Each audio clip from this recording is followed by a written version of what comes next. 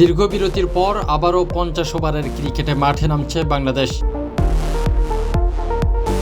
সবশেষ one day match খেলেছে প্রায় 4 মাস আগে চ্যাম্পিয়ন্স ট্রফিতে, যেখানে আশানুরূপ পারফরমেন্স দেখাতে পারেনি নাজমুল হোসেন শান্তরা। তারও আগে আফগানিস্তানের কাছে সিরিজ হার এবং উইন্ডিজের কাছে হোয়াইট ওয়াশ, সব মিলিয়ে দলের আত্মবিশ্বাসে পড়েছে বড় ধাক্কা। এই কঠিন সময়ের মাঝেই শ্রীলঙ্কার বিপক্ষে আসন্ন ওয়ানডে সিরিজকে সামনে রেখে এসেছে পরিবর্তনের ছোঁয়া। নেতৃত্বের ভার তুলে দেওয়া হয়েছে অলরাউন্ডার মেহেদী হাসান মিরাজের কাঁধে। তরুণদের নিয়ে গড়া দল ঘোষণায় চমক রেখেছে বিসিবি।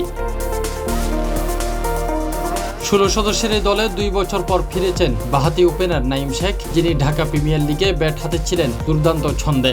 এছাড়া চ্যাম্পিয়ন্স ট্রফির স্কোয়াডে না থাকা লিটন দাসও ফিরেছেন দলে।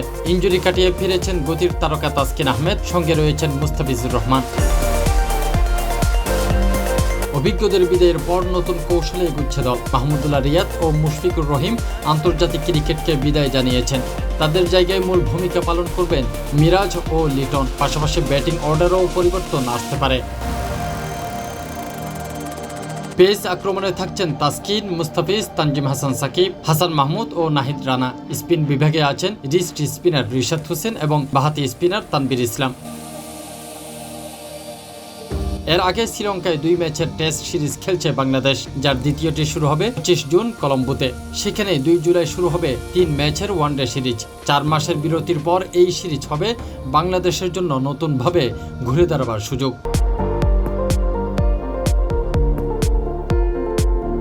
তাফহিম আলমগীর, সি স্পোর্টস।